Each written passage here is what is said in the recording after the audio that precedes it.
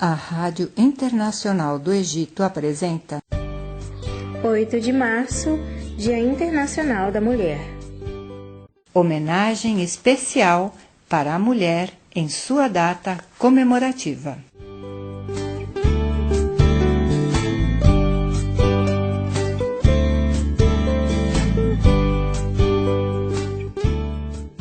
Produzido por Mohamed Abdelkamel e apresentado por Edna Urzi Rizetti.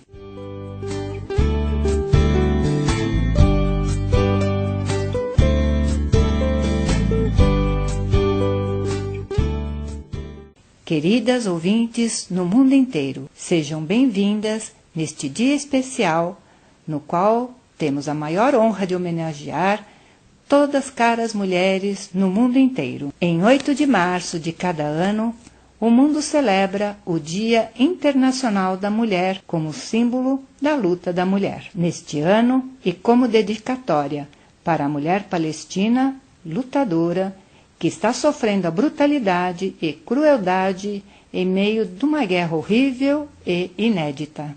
A Rádio Internacional do Egito teve a maior honra de manter estas entrevistas com ilustres nomes e figuras femininas e feministas no Brasil e no mundo lusófono.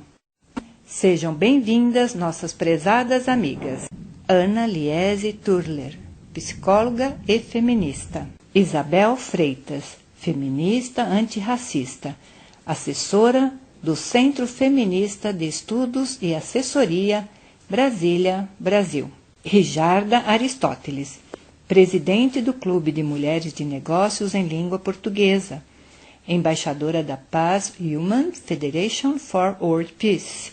A palavra está convosco agora.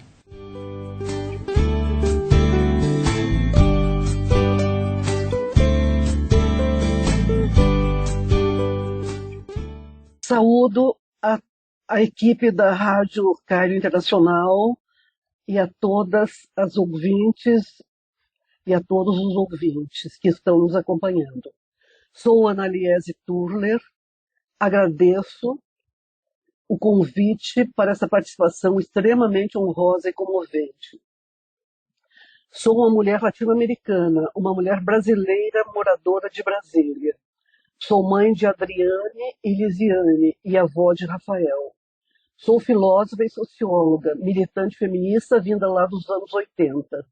Militante pelos direitos humanos na área governamental, no Ministério das Relações Exteriores, e na sociedade civil, no movimento social pelos direitos humanos das mulheres, assim consagrados na Conferência de Viena. Sou antipatriarcalista, antirracista, anticolonialista, anticapacitista, anti-LGBTQIA+, fobia. Sobretudo, sou pacifista. A Rádio Cairo me propôs uma palavra sobre o contexto do 8 de março em 2024. Neste ano, o Dia Internacional da Mulher ocorre em meio a um verdadeiro genocídio do povo palestino. E este 8 de março faz uma convocação às mulheres do mundo, pois o genocídio palestino deflagrado por Israel, em última instância, é uma guerra contra as mulheres. Em última instância, esse genocídio é um feminicídio coletivo de Estado. O Conselho de Direitos Humanos das Nações Unidas apresentou um relatório documentando o uso de estupro como arma de guerra e violações permanentes aos direitos humanos das mulheres. É genocídio, sim. Evoquemos Hannah Arendt, filósofa judia, em 1948, ano da criação do Estado de Israel, somente 3 anos após o término da Segunda Guerra. Arendt compreendeu ser o sionismo comparável ao partido nazista. A grande jornalista judia Masha Gessen equipara Gaza ao gueto judeu de Varsóvia durante a ocupação nazista. Diz ela, textualmente, a comparação que faço entre Gaza e o gueto judeu é intencional, não é provocação. Israel conduziu uma campanha de inacreditável sucesso, não só colocando o Holocausto fora da história, mas também se isolando da perspectiva do direito humanitário internacional, em parte usando como arma a política da memória e política do Holocausto. A única forma de tentar garantir que o Holocausto nunca mais aconteça é saber que pode surgir do que Arendt chama a banalidade do mal. Masha recebeu o prêmio Hannah Arendt por artigo publicado na revista The New Yorker, apontando que em Gaza encontramos o mesmo desprezo pela vida, a mesma desumanização coletiva que produziram o Holocausto. As mulheres palestinas há décadas enfrentam o apartheid imposto ao povo palestino pelo Estado de Israel. Saudamos e respeitamos as mulheres palestinas que apoiam as famílias todas, as famílias dos mártires, os feridos, todos os que perderam suas casas, suas terras e se encontram totalmente ao desamparo. Nos solidarizamos com as mulheres palestinas que nesse século XXI, acalentando nos braços com profundo sofrimento, filhas e filhos mortos dramaticamente recriam Miguel Ângelo e se tornam novas pietás. Reverenciamos as mulheres palestinas que se mantêm na resistência para além de todos os limites. Diante disso, devem também ser irrestritos nosso engajamento e nosso apoio às mulheres e meninas em Gaza. A Rádio Cairo nos propõe mulheres brasileiras e mulheres palestinas.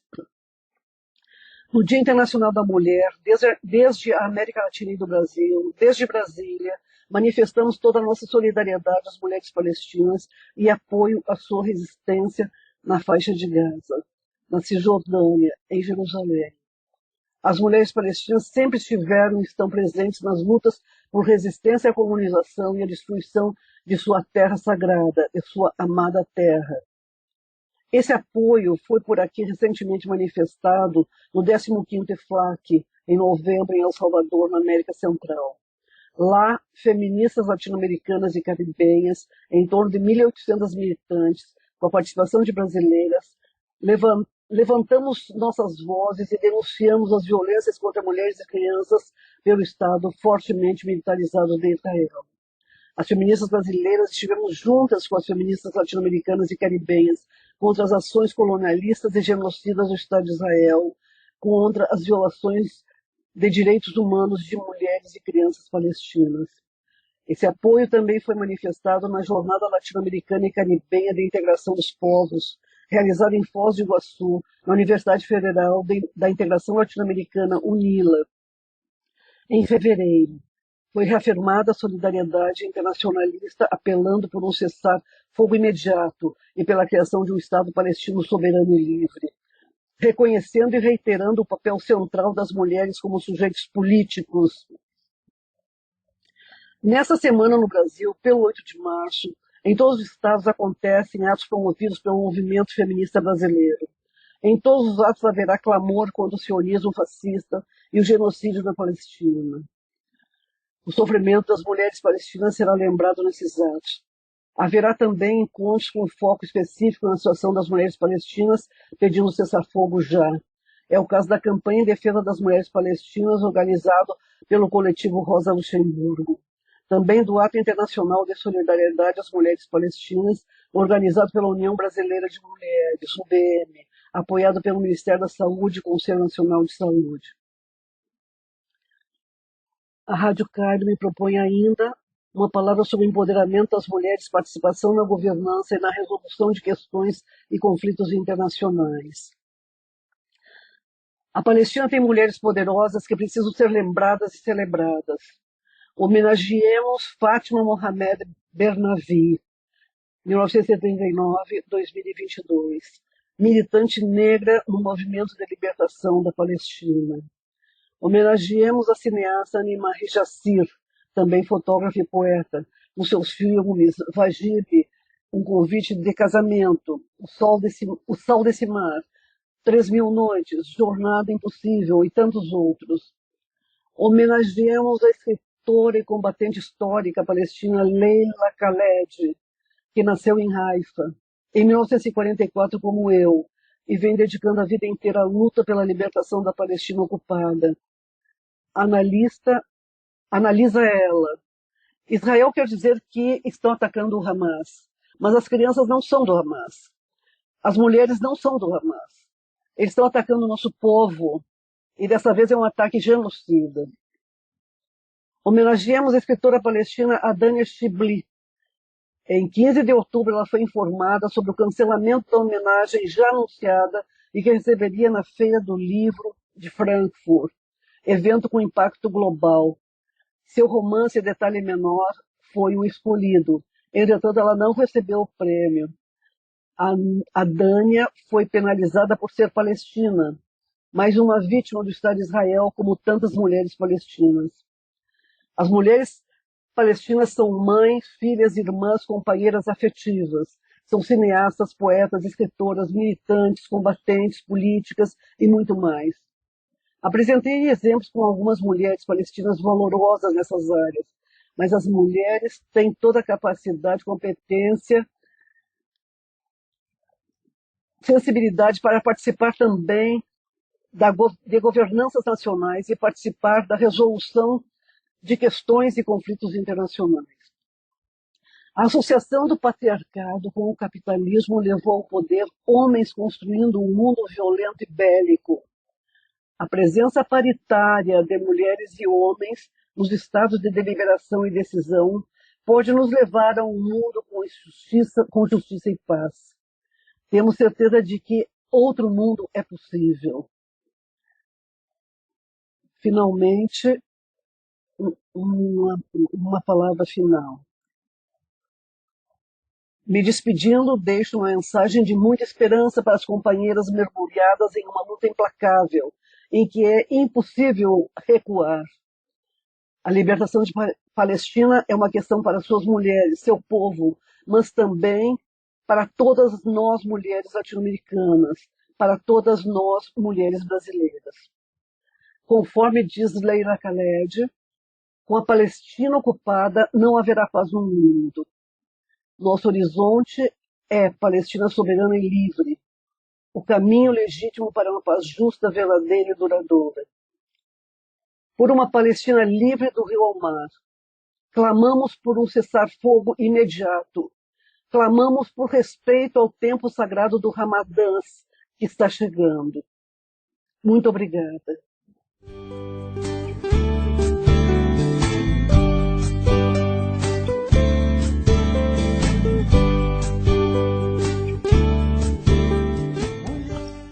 Bom dia, meu nome é Isabel Freitas, eu sou assistente social com uma especialização em saúde mental coletiva e componho a equipe técnica do Centro Feminista de Estudos e Assessoria. É uma organização que tem sua sede em Brasília e que em dezembro deste ano vai completar 35 anos. É uma organização feminista, antirracista, que foi fundada no processo de mobilização para a organização e para a feitura da nova Constituição brasileira de 1988 e também no ciclo de conferências internacionais das Nações Unidas sobre o tema de mulheres. Mas especialmente no processo pós-constituinte de 88, o CEFEMIA, ele articulou especialistas, ativistas, movimentos de mulheres para monitorar a regulamentação do conjunto de medidas aprovadas para as mulheres, para melhorar a vida das mulheres no Brasil, na Constituição de 1988. Então, a origem do CEFEMIA é essa, é uma organização especializada em monitoramento de políticas públicas, em acompanhamento, em advocacy no Congresso Nacional e também no Poder Executivo, no Poder Judiciário, para beneficiar, para elevar a cidadania das mulheres, para beneficiar os amplos setores das mulheres, muitas vezes esquecidas nos processos políticos, judiciais, organizativos do Brasil. Então, essa é a origem do CEFEM. O movimento feminista brasileiro é um movimento vigoroso, é um movimento potente, e ele não necessariamente começou ele tem uma marca importante na luta das mulheres brasileiras pelo direito de votar. Mas eles também têm uma marca importante nas lutas antirracistas, nas lutas contra todas as opressões postas na sociedade brasileira.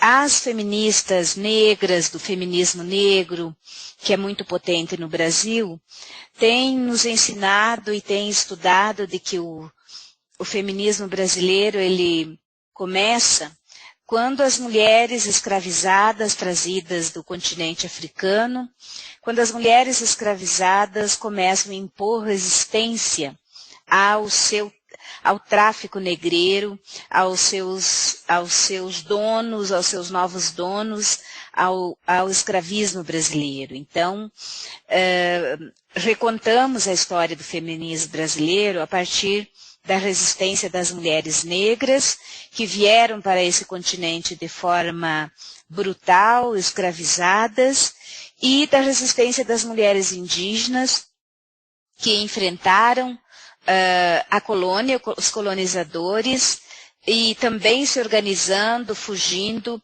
e tendo as suas formas de organização, de resistência, de preservação do seu povo, de preservação das suas vidas e da vida dos seus filhos, da vida dos seus companheiros.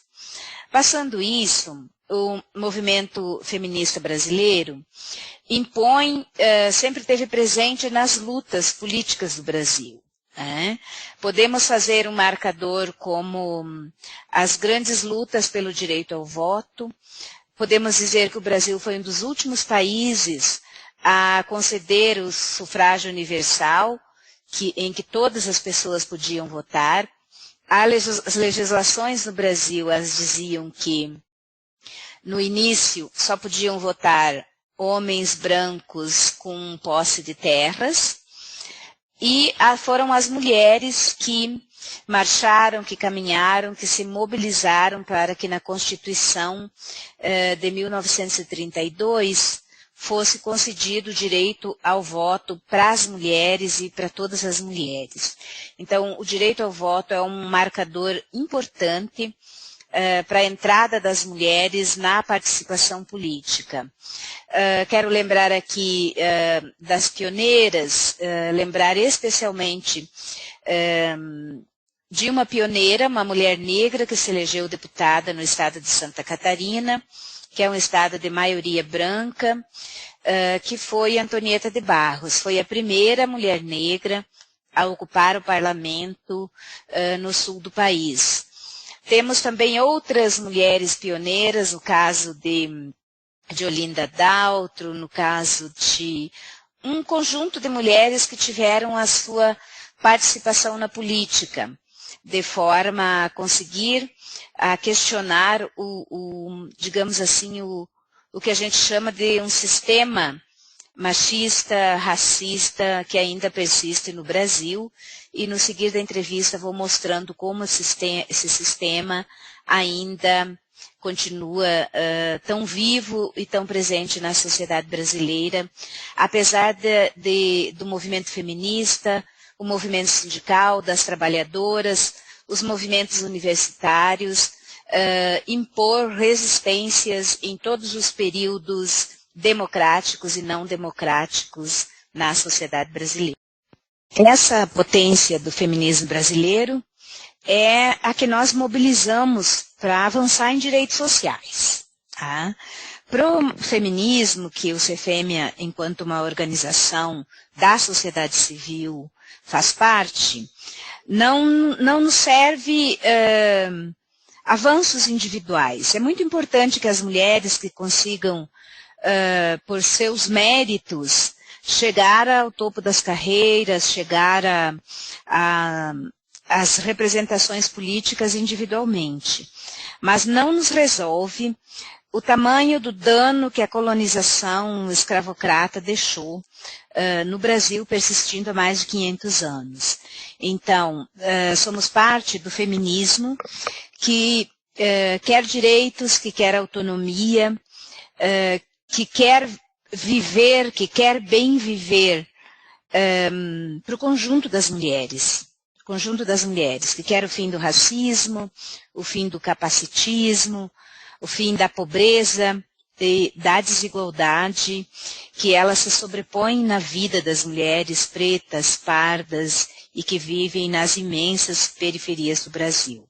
Então, somos parte deste bloco do feminismo brasileiro e lutamos por uma sociedade justa, pelo equilíbrio do poder entre homens e mulheres, entre brancos e negros, entre população LGBTQIA+, entre jovens e pessoas não jovens, enfim, o equilíbrio das relações de poder, que isto sim é democracia.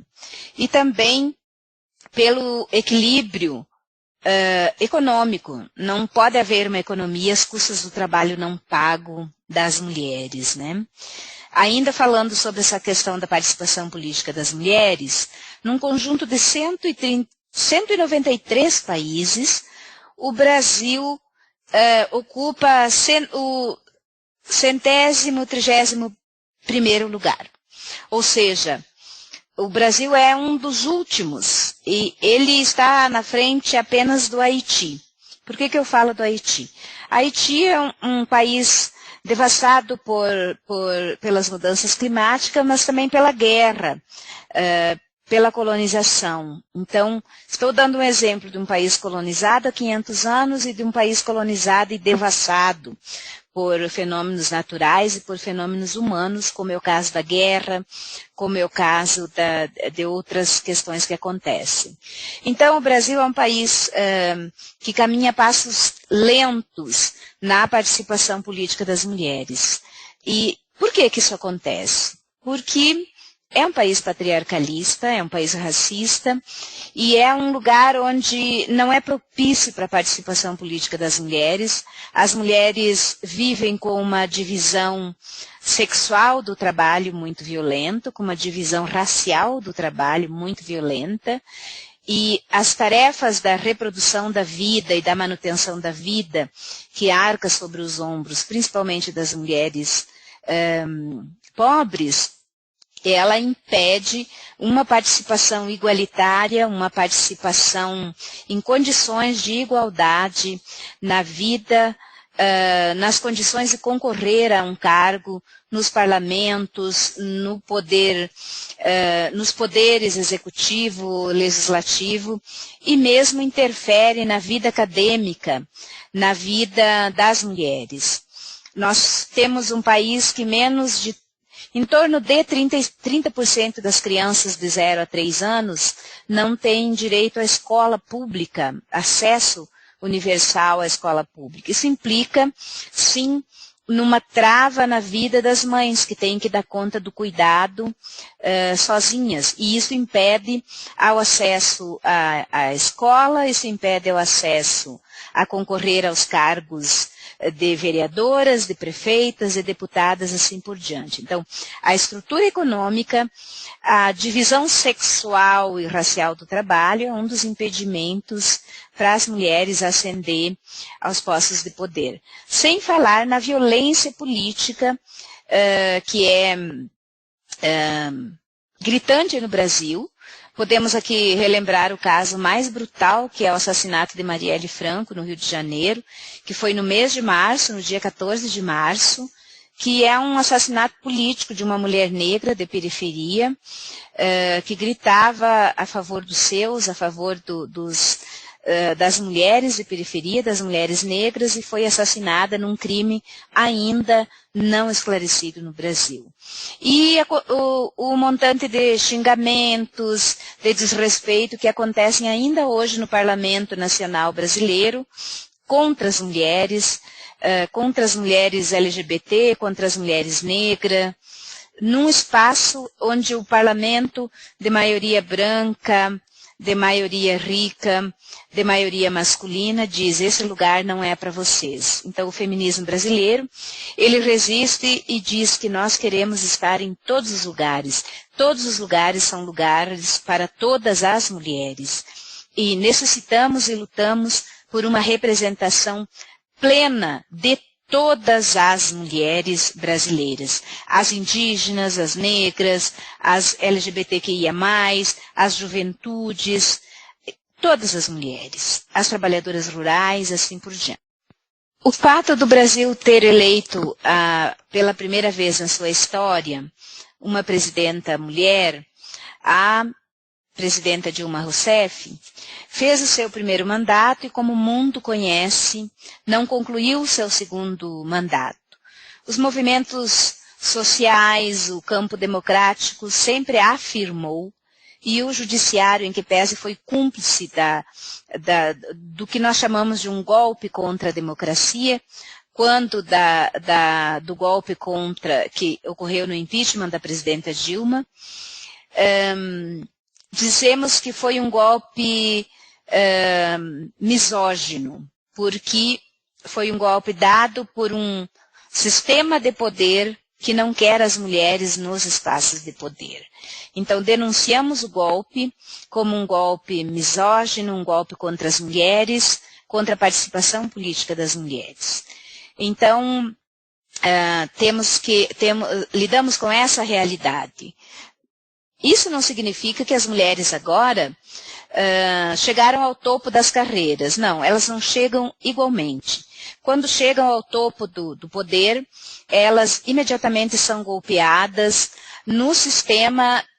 pelo sistema posto nesse Brasil que ainda não se libertou do seu colonialismo e dos seus preconceitos, do seu racismo, da sua estrutura patriarcalista.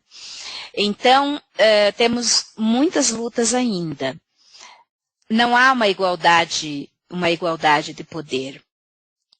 Na questão da vida, do trabalho das mulheres, neste Brasil de 8 de março de 2024, ainda as mulheres negras ganham quase metade do que ganha um homem branco. As mulheres negras trabalhadoras ganham metade do salário de um homem branco. E quando elas são trabalhadoras negras de nível superior, ganham menos da metade do que um trabalhador branco com educação de nível superior ou doutorado, mestrado. Então, isso é uma sociedade baseada numa divisão preconceituosa e que nega a igualdade entre homens e mulheres. As trabalhadoras domésticas no Brasil ainda não acessam os direitos iguais a outros trabalhadores e lutamos por isso também, está na pauta do 8 de março. Nesse 8 de março também estamos em mobilização pela justiça reprodutiva, pelos direitos sexuais e reprodutivos.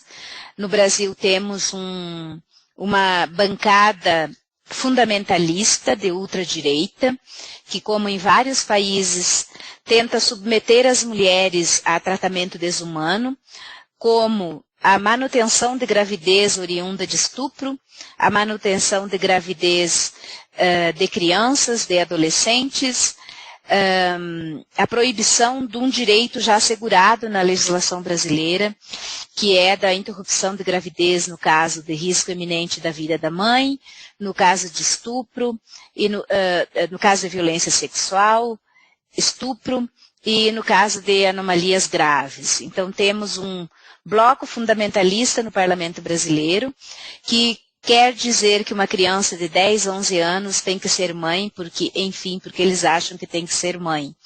Contra isso, nós gritamos de que criança não é mãe e estuprador não é pai. Então, é um debate que nós temos na sociedade brasileira. Além de todo o debate de salário igual para trabalho igual, o presidente da República, no ano passado, fez um movimento e emitiu um decreto com condições objetivas para que as mulheres tenham, por trabalho igual, recebam salário igual, e é uma luta longa das mulheres, das centrais sindicais, das mulheres sindicalistas do Brasil, que hoje monitora esse processo. Por outro lado, ainda temos uma maioria de mulheres no mercado de trabalho de economia informal sem proteção social. É o caso das trabalhadoras domésticas, que são uma categoria profissional em torno de 6 milhões de mulheres e menos de 30% desfrutam da proteção social previdenciária no Brasil. Então, é uma das marcas do sistema de trabalho com heranças escravocratas, com a longeva herança escravocrata do Brasil. Mas temos muitas vitórias, muitas conquistas e muita certeza de que estamos no momento da humanidade, um momento crucial. O movimento feminista brasileiro está nas lutas ambientalistas, está nas lutas ecológicas em defesa dos bens comuns, está na luta pela preservação da Amazônia e também das nossas águas, que têm sofrido um ataque permanente da grande indústria. Estamos na luta contra o racismo ambiental, que segrega populações negras e pobres para locais de desastre ambiental.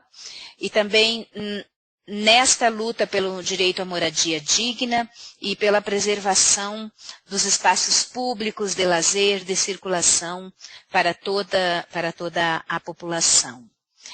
A luta pela autonomia do corpo, pela autonomia das mulheres, por relações dignas de trabalho.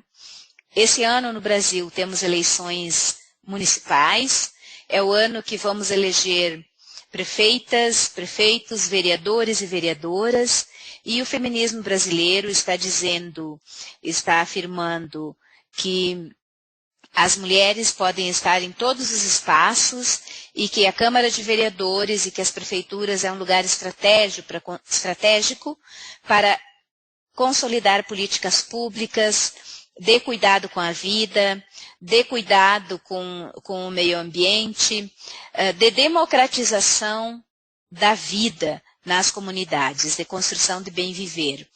Então, estamos apoiando, animando para que as mulheres sejam candidatas, para que possamos eleger muitas mulheres comprometidas com os processos democráticos, com as liberdades religiosas, com as políticas sociais, com a democracia econômica para as mulheres, e que as mulheres precisam estar nesse espaço. E que esse espaço seja um espaço do município, do parlamento municipal, das prefeituras, um espaço das mulheres indígenas, um espaço das mulheres negras, um espaço das mulheres de periferia, para qualificar a vida e para construir o bem viver. Diante disso, cobramos do Poder Judiciário, cobramos dos poderes uma fiscalização contra toda a violência política que sofrem as mulheres nos municípios, no Parlamento Federal, no Parlamento dos Estados. Cobramos que o fundo partidário ele seja dividido de forma correta entre homens e mulheres, que dê condições, que os partidos deem condições de disputa eleitoral para as mulheres de forma igual, considerando as questões de raça, considerando as questões dos grupos que se mobilizam em torno dos temas como a questão ambiental, a questão LGBT, QIA+, e outras temáticas que envolvam uma sociedade justa, uma sociedade democrática. Então, nesse 8 de março de 2024, estamos nas ruas, estamos nos parlamentos, estamos nos sindicatos, estamos no feminismo, afirmando a presença das mulheres, lutando por democracia, pedindo fim da guerra, fim de todas as grandes guerras patrocinadas pelo capitalismo financista, as guerras das periferias contra os filhos das mulheres, contra os meninos negros, contra a população negra, e o fim do genocídio na faixa de Gaza, pela autonomia de todos os povos, pelo direito de todos os povos. Então, é um feminismo internacionalista, um feminismo solidário e um feminismo brasileiro comprometido com o bem viver de todas as mulheres, comprometidos com a ecologia, comprometidos com o bem viver de todos os seres. Só assim nós podemos construir uma sociedade justa, humanamente justa, ambientalmente equilibrada, sustentada, e seguimos na luta nesse 8 de março de 2024.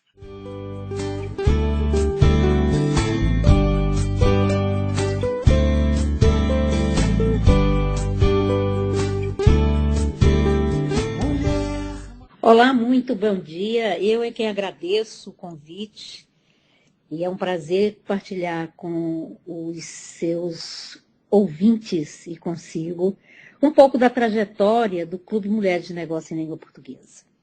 Eu sou Rijarda Aristóteles e sou presidente deste clube que em 4 anos já cresceu para 15 países e 4 continentes, fazendo o network para a consecução de negócios em língua portuguesa. Eu sou uma brasileira que mora atualmente em Portugal, em Lisboa. Vim para este país em 2014 para fazer o meu doutoramento em História. E aqui eu comecei um grande movimento, que foi o movimento de juntar mulheres, unir mulheres em torno da primeira liberdade financeira. Olha, o Dia Internacional da Mulher, que se nós formos buscar na história, iniciou em 1909, se não me falha a memória, em Nova York, não é? E somente em 1975 é que foi instituído e assumido como o Dia Internacional das Mulheres pelas Nações Unidas, hoje comemorada em mais de 100 países. O que nós gostaríamos é que não houvesse necessidade de um dia específico para que nós trouxéssemos à tona grandes desafios de mulheres que ainda lutam para ter os seus direitos reconhecidos. Deste modo, como é que eu vejo a situação da mulher hoje, em 2024? Eu vejo como uma grande caminhada ainda, né? Nós já chegamos a lugares nunca pensados, porém, muita coisa ainda a ser feita, né?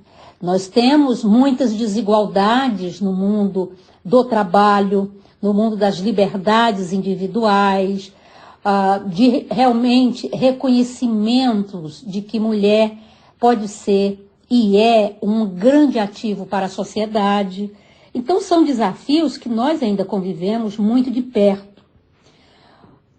O Clube Mulheres de Negócio em Língua Portuguesa nasceu a partir de um princípio que diz o seguinte, foi uma frase que eu criei quando eu iniciei lá em 2015, 2016, no período do meu doutoramento aqui em Lisboa, Portugal, que é a primeira liberdade da mulher é a financeira. E por que isso é importante? Porque não há a mínima possibilidade de haver liberdade, isso entre homens, mulheres, enfim, qualquer ser pensante, se eu não consigo pagar pelas minhas escolhas. Nós precisamos pagar pelas nossas escolhas.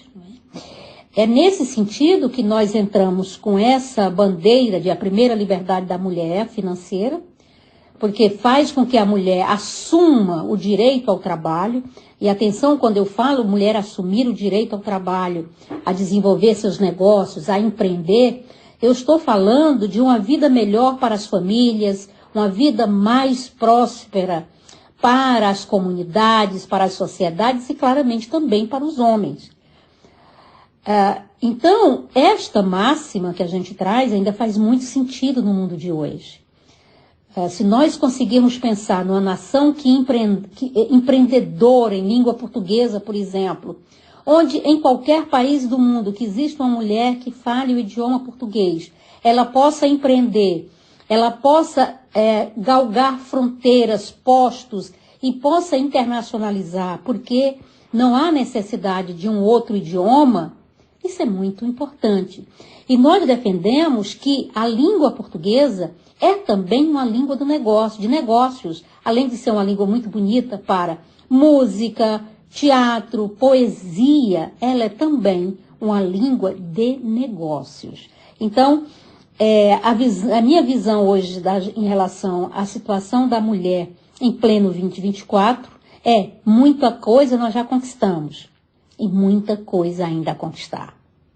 Olha, essa é uma verdade mesmo, né? Quer dizer, como nós acreditamos que os desafios das mulheres, nós estamos falando especificamente da mulher, mas se a gente for ver homem, for ver criança, for ver, enfim, todo ser vivente, são muito parecidos. Né? Hoje nós ainda lutamos em muitos países por direitos básicos, não é? E é claro que quando a gente encontra apoio em redes internacionais, isso amplia, né? Amplia muito as possibilidades de resultados positivos. Então, as mulheres, ao se organizarem em instituições, em redes, em sindicatos, em instituições de empresas, em instituições de ensino, elas estão buscando aí uma representatividade, uma representação em outras mulheres. Então, isso é muito importante. Nós apoiamos, o clube é um clube muito focado em negócios, então nós apoiamos muito as mulheres que queiram empreender. Nós temos, por exemplo, um programa que se chama Programa Empreender Feminino, que já está na 10ª edição lá no Brasil, e agora nós vamos entrar em vários outros países, visa capacitar a mulher, principalmente na questão emocional, dela entender qual é o papel dela dentro de uma sociedade que busca crescer a partir de um empreendedorismo, e a outra é promover exatamente habilidades técnicas para que ela consiga se destacar no mundo do empreendedorismo. E a gente não faz isso sozinhas, nós fazemos juntas com outras instituições, como, por exemplo, o SEBRAE do Ceará, lá no Brasil, é um grande parceiro do Clube Mulheres de Negócio em Língua Portuguesa no quesito empreender, né, do empreender feminino. Então, talvez eu destacaria muito esta questão das mulheres começarem a pensar na forma de empreender. Como é que elas podem crescer, não só trabalhando por conta de outrem, isso é muito importante, mas também usar das suas habilidades, tão técnicas quanto de inteligência, né, para também se inserir nos negócios. Então, talvez seja essa a principal valência que o Clube Mulheres de Negócio em Língua Portuguesa consegue fazer para as mulheres.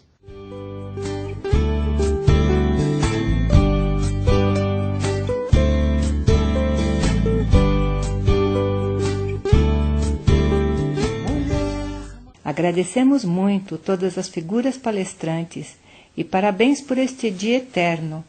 Desejamos sempre o melhor para todas as mulheres do mundo e mandamos saudações cordiais daqui do Cairo para a lutadora mulher palestina.